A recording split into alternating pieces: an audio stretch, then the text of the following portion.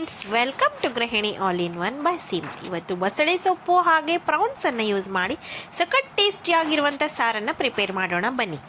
ಒಂದು ಪ್ಯಾನಲ್ಲಿ ನಾನಿಲ್ಲಿ ಬ್ಯಾಡಗಿ ಮೆಣಸು, ಕೊತ್ತಂಬರಿ ಕಾಳು ಹಾಗೆ ಬೆಳ್ಳುಳ್ಳಿ ಹಾಕಿ ಸ್ವಲ್ಪ ಡ್ರೈ ರೋಸ್ಟ್ ಮಾಡಿಕೊಂಡು ಅದರಲ್ಲಿ ತೆಂಗಿನಕಾಯಿ ತುರಿಯನ್ನು ಹಾಕಿ ಇದನ್ನು ಚೆನ್ನಾಗಿ ಡ್ರೈ ರೋಸ್ಟ್ ಮಾಡ್ಕೊಳ್ತಾ ಇದ್ದೇನೆ. ಆದ ನಂತರ ಅದನ್ನು ನೀವು ಮಿಕ್ಸಿ ಜಾರಲ್ಲಿ ಅದನ್ನು ಟ್ರಾನ್ಸ್ಫರ್ ಮಾಡಿ ನೀರು ಹಾಕಿ ಚೆನ್ನಾಗಿ ಗ್ರೈಂಡ್ ಮಾಡ್ಕೊಳ್ಳಿ.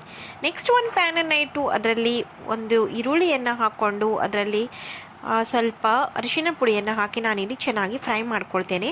ಅದು ಚೆನ್ನಾಗಿ ಹಸಿ ವಾಸನೆ ಹೋಗಿ ಫ್ರೈ ಆದ ನಂತರ ಇಲ್ಲಿ ಕ್ಲೀನ್ ಮಾಡಿ ಇಟ್ಕೊಂಡಿರುವಂಥ ಪ್ರೌನ್ಸನ್ನು ಹಾಕ್ಕೊಂಡು ಕೂಡ ನಾನಿಲ್ಲಿ ಅದನ್ನು ಅರ್ಧ ಬೇಯಿಸ್ಕೊಳ್ಬೇಕು.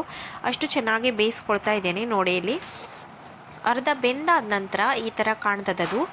ಈಗ ಇದಕ್ಕೆ ನಾನು ಬಸಳೆ ಸೊಪ್ಪನ್ನು ಸಣ್ಣದಾಗಿ ಕಟ್ ಮಾಡಿಕೊಂಡು ಇದರಲ್ಲಿ ಮಿಕ್ಸ್ ಮಾಡ್ಕೊಳ್ತಾ ಇದ್ದೇನೆ. ಇದಿಷ್ಟು ಫುಲ್ ಕಾಣ್ತಾ ಇದೆಯಲ್ಲ ಫ್ರೆಂಡ್ಸ್, ಅದು ಅರ್ಧಕ್ಕಿಂತ ಕಡಿಮೆ ಆಗಿಬಿಡ್ತದೆ. ಅಂದರೆ ಎಲ್ಲ ಬೆಂದು ಹೋದ ನಂತರ ಫುಲ್ ಡೌನ್ ಆಗಿಬಿಡ್ತದೆ. ಅದು ಅಷ್ಟು ಕಡಿಮೆ ಪ್ರಮಾಣದಲ್ಲಿ ಆಗ್ತದೆ. ನೋಡಿ, ಇಲ್ಲಿ ಇಷ್ಟಾದ ನಂತರ ನೋಡಿ ಇದು ಚೆನ್ನಾಗಿ ಬೇಯ್ತಾ ಬಂದಿದೆ. ಈಗ ಈ ಸ್ಟೇಜಲ್ಲಿ ಫ್ರೆಂಡ್ಸ್, ಈಗ ಏನು ಮಸಾಲೆಯನ್ನು ಅರ್ದಿಟ್ಕೊಂಡಿದ್ರಲ್ಲ ನೀವು, ಅದನ್ನು ಹಾಕಿ ಎಷ್ಟು ಹದಕ್ಕೆ ಬೇಕು ಅಷ್ಟು ನೀರನ್ನು ಹಾಕಿ ಅದನ್ನು ಕರೆಕ್ಟ್ ಕನ್ಸಿಸ್ಟೆನ್ಸಿಯಲ್ಲಿ ಮಾಡ್ಕೊಳ್ಳಿ. ತುಂಬ ದಪ್ಪನೂ ಬೇಡ, ತುಂಬ ತೆಳುನೂ ಬೇಡ, ಮೀಡಿಯಮ್ ಆಗಿರಬೇಕು. ಅನ್ನಕ್ಕೆ ಕಲಿಸ್ಕೊಳ್ಳಿಕ್ಕೆ ನಿಮಗೆ ಈಸಿ ಆಗಬೇಕು. ಅದ ನಂತರ ರುಚಿಗೆ ತಕ್ಕಷ್ಟು ಉಪ್ಪನ್ನು ಹಾಕ್ಕೊಳ್ಳಿ. ಅದನ್ನು ಚೆನ್ನಾಗಿ ಮಿಕ್ಸ್ ಮಾಡಿ.